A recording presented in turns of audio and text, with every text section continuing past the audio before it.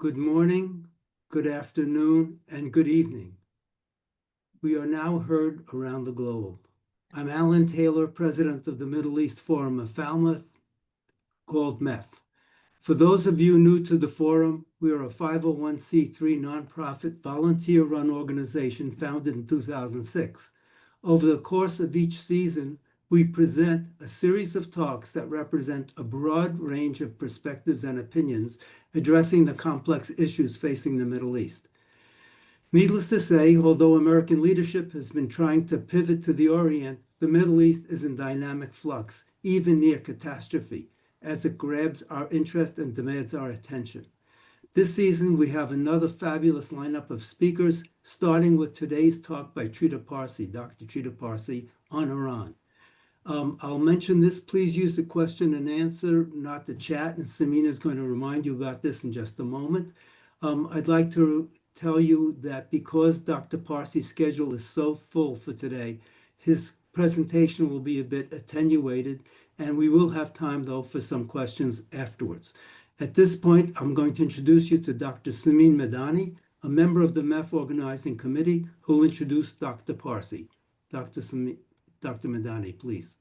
Thank you, Alan, and good day, everyone. It's my great pleasure to introduce today's seminar speaker, Trita Parsi, whose lecture could have not been scheduled for a more pressing time than now. I'm going to keep my introduction short because of Trita's time.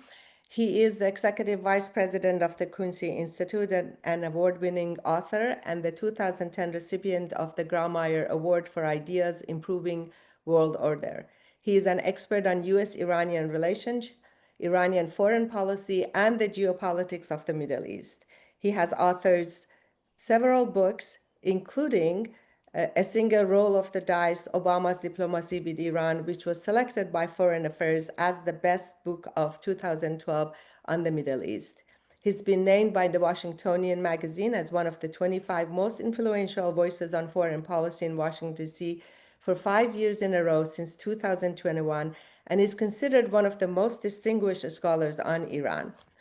Trita was born in Iran, but he and his family had to leave Iran because of the repression of the regime. He has published in almost every major newspaper and appeared on all the major TV station and radio stations. And I could go on, but I'm going to stop here so that I would not take more time from his lecture. But before turning the podium to Trita, please note that we will have time for a few questions. You can enter your questions at any time to the question and answer box and not the chat box, and we will try to get to as many of the questions as the time would allow. And now, without further ado, I'd like to turn the podium to Trita. I look forward to your presentation and an engaging question and answer session afterwards. Thank you so much, Simin. Thank you, Alan, and thank you for all of you for joining today. My apologies that this is going to be shorter than originally planned, but I really appreciate that all of you showed up today to talk about this important issue. A tremendous amount has happened just in the last 9 or so days, and I fear that this is just the beginning. It is not going to be, as Trump may have envisioned it last night, as a one and done, and that he can walk away from it. I think this is just the beginning of a much, much longer confrontation. But how do we get there, and is there a way out? If you take a look at what happened in the first couple of months of the Trump administration, it was quite remarkable. He went out of his way saying that he wanted a deal with Iran. He went out of his way saying that his only red line was no weaponization, which is actually a workable red line. The Iranians and the Americans can come to an agreement around that. He said that he wanted to see Iran be successful. He did make military threats, but it didn't seem as if he was really pushing in that direction. As a result of this, talks did start, and the Iranians seem to have actually become eager to deal with the US, thinking that Trump actually could make a better deal with them than Obama or Biden could, precisely because he seemed to be more willing to lift sanctions and do more sanctions relief than previous presidents were. And that seemed to have gone well for the first 3 or so rounds of the negotiations. But halfway through, Trump shifted his red line. He changed the goalpost. from no weaponization to no enrichment, which means that he adopted the Israeli red line and meant that he sought not a restriction on Iran's nuclear program that prevented it from building nuclear weapons, but a complete dismantlement of the nuclear program, which is something that the US has tried in the past, but has never managed to achieve. And the Iranians have paid a very, very heavy price, but never, ever agreed to concede that point and seem completely unwilling to agree to what they would see as a tremendously humiliating capitulation. I don't think the Israelis pushed for this red line because they thought it was achievable. I think they pushed for it precisely because they felt that it wasn't achievable, that it would cause a strain in the negotiations, a deadlock, and that deadlock then could open up the pathway for more coercive measures, including military strikes. And sure enough, after Trump adopted this red line, the talks started to suffer. A deadlock persisted. Trump lost patience. The Israelis kept on pushing and then made the case that they could actually fix this. They could unlock the deal by the negotiations, by striking Iran, softening their position, and forcing them to come to an agreement on a dismantlement of their program. Trump appears to have given some form of a greenish, red, yellowish light to that. The Israelis struck. The Israeli military campaign was tremendously successful initially in the first 12 or so hours. They managed to take out a large number of Iran's senior military leaders. The Iranians were completely taken by surprise. They were taken by surprise because the US and Iran were supposed to meet 2 days later, this last Sunday, and the Israelis struck on Friday. And it's clear that the Iranians never thought the Israelis would do so prior to the negotiations. Perhaps the Israelis would do it after the negotiations if those talks failed. But they were clearly taken by surprise. Many of their military leaders had taken zero security precautions. They were sleeping in their homes, in their apartments, and that's where they were assassinated. However, despite this major, major blow to the Iranians, they did regroup. They did manage to regain control over their command and control and fire a large number. I think the first night they fired roughly 200 missiles at Israel and breached all levels of Israel's air defense system, showing that they could quickly recuperate from that blow and fight back. And then we've seen a daily exchange of fire. The Israelis clearly have military superiority. They are controlling Iran's skies and can target more or less at will. But nevertheless, they're also very vulnerable because Iran's missile capabilities are far beyond what they expected. And Israel's air defense systems have proven themselves to be insufficient to be able to deal with these missiles. So we've seen a large amount of damage on the Israeli side as well. We know less about exactly what has happened on the Israeli side because the military censorship there is extremely strict. Western journalists have been arrested for having filmed the wrong buildings, etc. Only the ones that are deemed to be of lesser military or security importance have been able to be shown by media, which then leaves the impression that the Iranians have targeted mainly civilian targets. But that is not the case. It's just that those are the ones that we're allowed to see. And there's also been arrests of people who are just uploading videos of the missile strikes from their own windows. This has then been going on, but quite predictably, the Israelis took advantage of the impasse that was caused by a shift towards zero enrichment to escalate matters towards military conflict. And then once that didn't work in the manner that they had been promised, within 48 hours, the Israelis were back telling the Trump administration that the United States needs to step in and participate in these strikes. At first, it seemed like Trump was going to go in. Then he seemed to have changed his mind. Then he said that he's going to give it another 2 weeks. But it turns out that that also was some form of a deception because he said 2 weeks, but he attacked 2 days later. So this was all something that was done to just give himself time to move assets to the region to conduct the strike. But he also tells you something else. If from the outset, the United States had planned to engage in military strikes, if this from the outset was some sort of a scheme and a deception to get to this point, then American military assets would probably already have been in the region. The fact that they weren't, I think, shows that this has been a slippery slope. that started with first adopting a problematic red line. And since then, everything has just gone in a negative direction, a trajectory that is getting the US more and more involved in the military strikes, in the military side of all of this. Now, the initial assessment on TV yesterday by pundits who had no information to go by except for what military officials already had stated was that this was a tremendous success. If you read carefully the media today, you will see that the administration is backtracking from that. Instead of having been this splendid success that completely destroyed the Iranian program, there is now admission that Fordo was not entirely destroyed. It actually cannot be entirely destroyed. There is an admission that the facility actually was largely empty. The Iranians had already taken out their enriched uranium stockpile. And unless you destroy the stockpile, you actually really haven't done much of a damage to the Iranian nuclear program. And so we're getting a clearer picture that what was at first touted as some sort of a brilliant military victory is increasingly starting to look like George W. Bush at the on the battleships with mission accomplished behind him in the scene, which is a premature declaration of victory. A tactical military success, nevertheless, does not automatically translate into a strategic success. So what you have now is more pressure on Trump, that despite the fact that he said that this is a one and done, that this was a flyby, now there's a lot of pressure that the United States needs to step in further militarily. And just before we started this seminar, he just put out on Truth Social, hinting that actually, despite the fact that regime change is not politically correct, he may go down the path of regime change in Iran, which then increasingly is starting to make the Iran invasion or the Iran conflict increasingly look exactly like the Iraq conflict. False claims about nuclear weapons, and I want to make this very, very clear. Attacking nuclear facilities is a violation of Article 56 of the Additional Protocol to the Geneva Convention.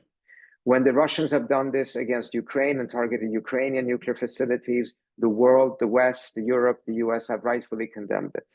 There has been almost no such condemnations from the West when it comes to the Israeli strikes against Iranian sites. And now, of course, we've had American strikes as well. Not only is that illegal according to international law, but we're talking about how two nuclear weapon states have attacked a non-nuclear weapon state, despite the fact that they have not been attacked themselves. There was no attack by Iran on Israel. There's a lot of claims that, oh, the Iranians have supported Hamas. True, that's different from the Iranians being involved or having had any role whatsoever in October 7th.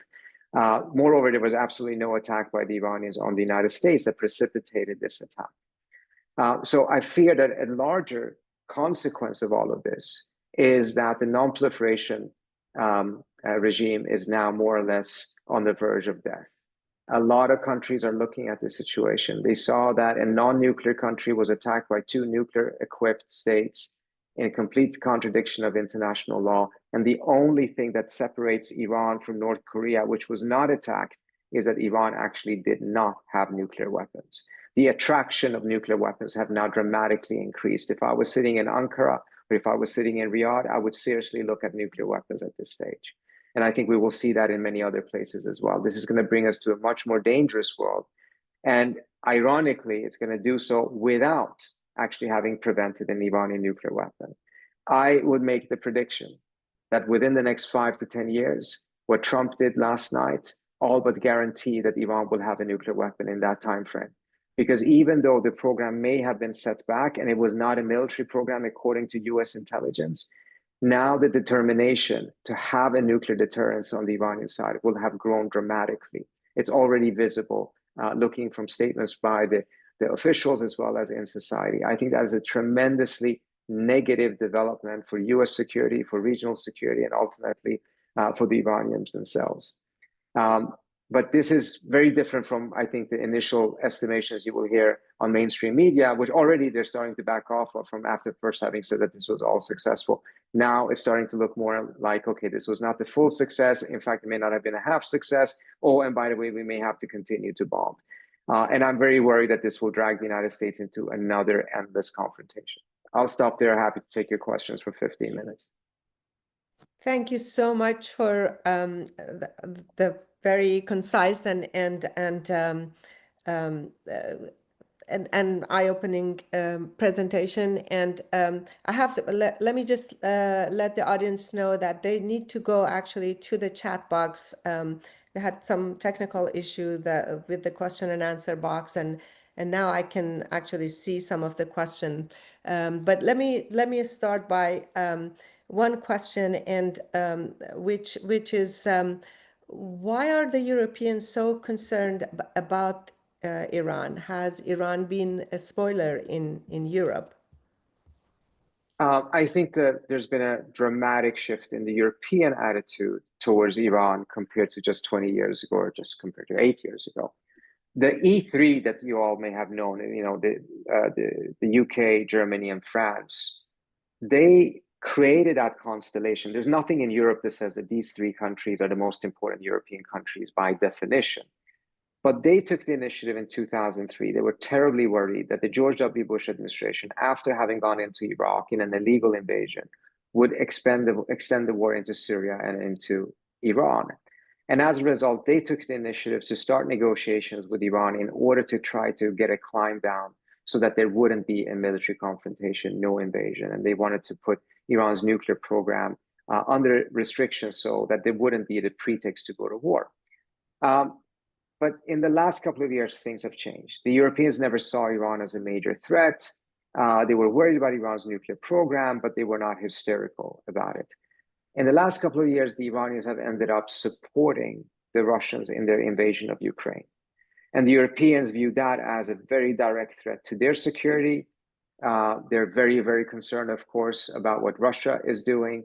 And the fact that Iran has supported Russia in terms of drones and other things have dramatically shifted the European perspective on Iran in a way in which they have not compartmentalized these issues.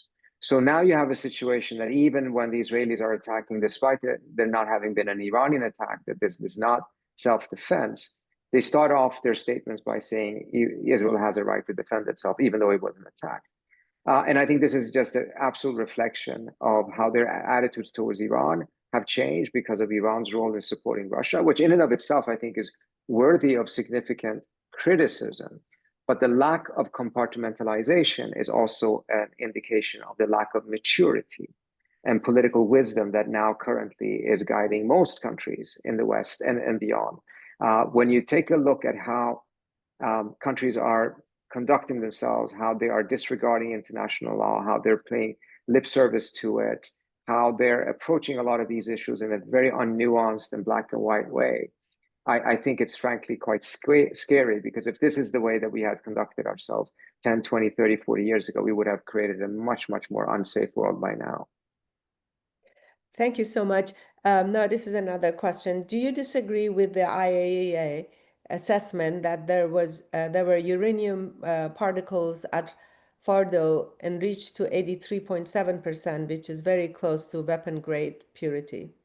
No, I don't disagree with that at all. But the IAEA assessment, the full assessment of that has been that has been accounted for. And what happens when you initially go up to 60%, which the Iranians did, which is highly problematic in and of itself, it is quite possible that you overshoot. There was no evidence that emerged that showed that they had developed a stockpile of that level of enrichment, or that they were systematically going in that direction. It is an important data point, but it is not in and of itself something that changed the IAEA's assessment that there is no active weaponization program in Iran today. Thank you. Is it likely that Lebanon may be dragged into this? Hopefully not. I mean, if there ends up becoming a larger regional war, which unfortunately still is a likelihood, that could end up being the case. But Hezbollah is already significantly weakened. And if they were to attack Israel as part of a larger war, they would get attacked in return. And I think it would also dramatically weaken their already weakened position internally in Lebanon, mindful of the fact that the Lebanese people absolutely do not want to get dragged into any kind of war of this kind. And they would increasingly then cement the view that Hezbollah is more concerned about Iran than it's concerned about Lebanon. Here's another question. Is Israel's assassination of the Iranian leaders illegal in terms of the international law?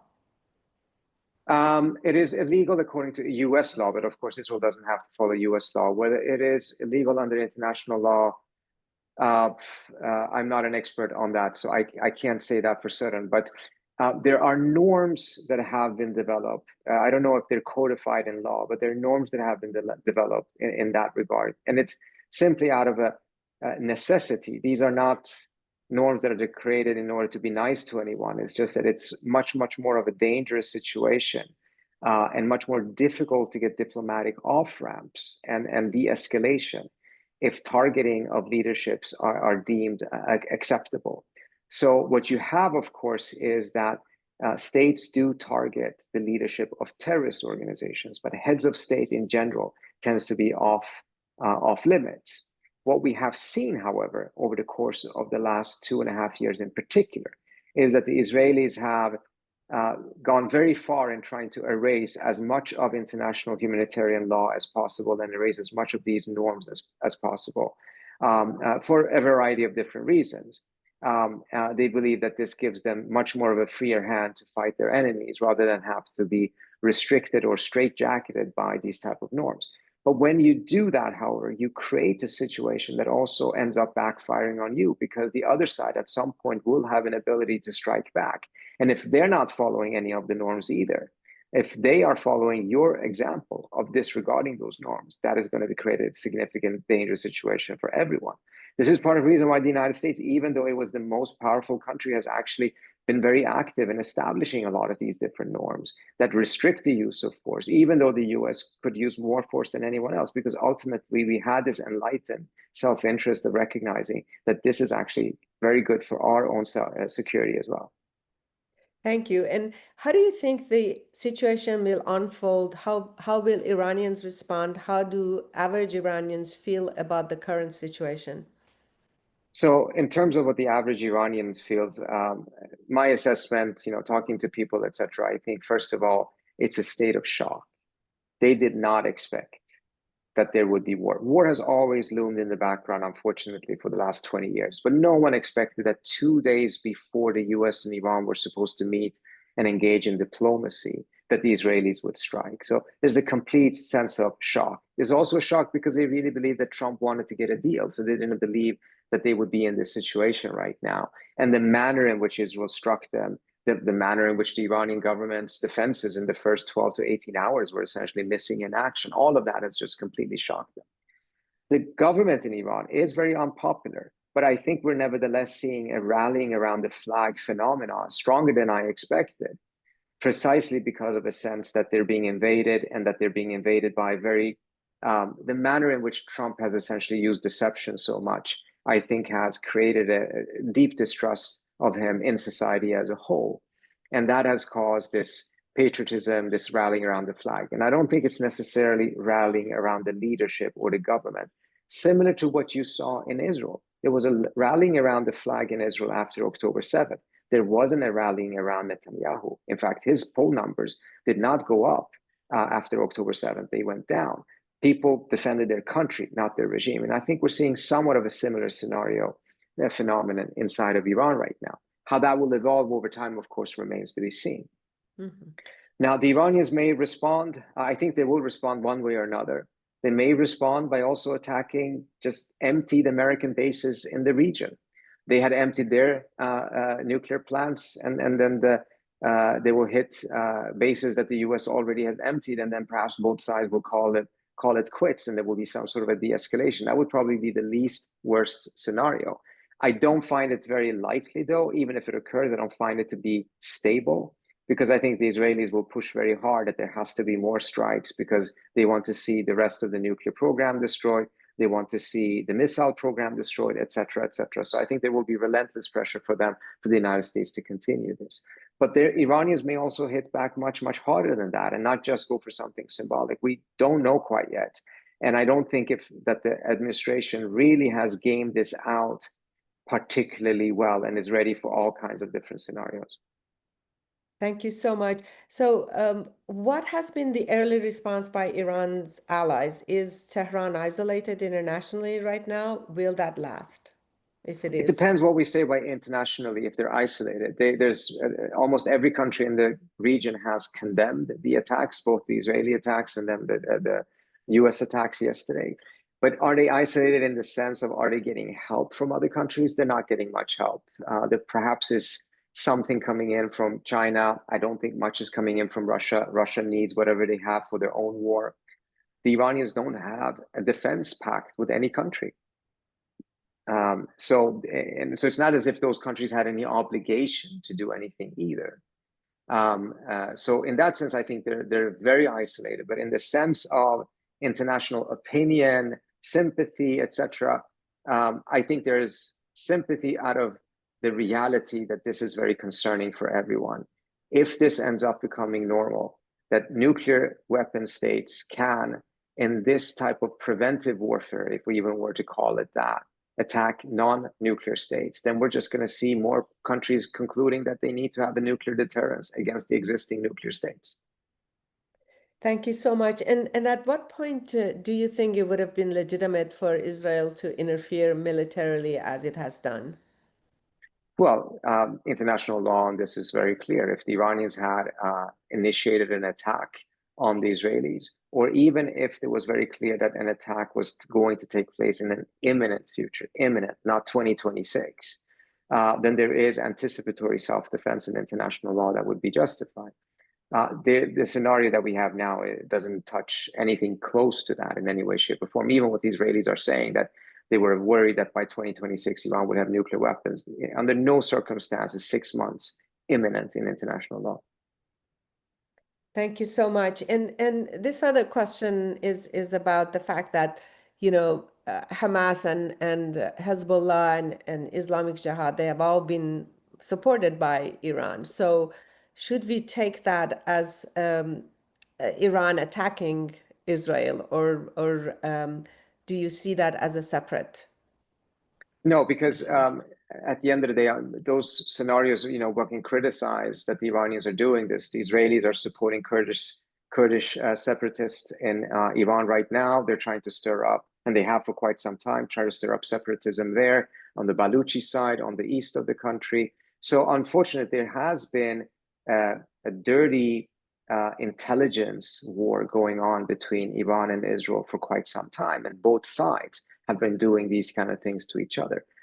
That is nevertheless different from this type of scenario in which you have this massive military attack by the Israelis themselves, not one of their proxies, not one of their allies, not anyone that they supported, by themselves onto Iranian territory. And of course, the Iranian response by themselves onto Israeli territory.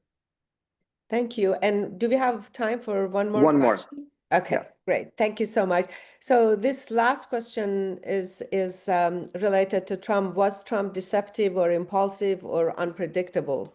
How do you read his reaction? That's a fantastic question. In retrospect, he wants to give the impression that he was deceptive because it makes it look more calculated. It makes it look as if he was smarter, as if he was actually engaging in a deception, a plan. Whereas the question says perhaps he was just impulsive and then is creating a narrative after the fact that claims that this actually was far less impulsive and much more planned.